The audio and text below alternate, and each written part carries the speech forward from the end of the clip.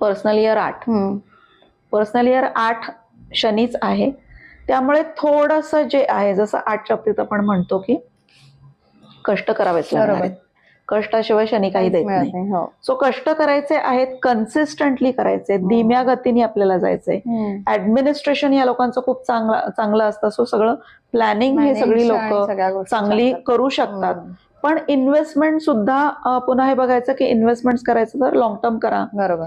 पटकन क्विक काहीतरी मिळेल असं नाही जायचंय. त्या पद्धतीने जर हे सगळं केलं तर त्यांच्यासाठी पण वर्ष काही प्रॉब्लेम असं नाहीये, प्रॉब्लेमॅटिक नाहीये. पण या पद्धतीने केलं तर वर्ष चांगलं नक्कीच जाऊ शकतं. सो लॉंग टर्म प्लॅनिंगच करायचं. उशीर अडचणी कदाचित येऊ शकतील, त्याचं प्लॅनिंग तुम्ही जर केलं, ही गाईडलाईन म्हणून घेतलं तर तुम्ही प्लॅन करा तसे. आपल्याला अजून एक काहीतरी हे ठेवायचंय की ठीक आहे, मला जे 4 लोकांना समजा लगेच यश मिळतंय, मला कदाचित थोडंसं जास्ती पेशन्स पण इथे ठेवायचं.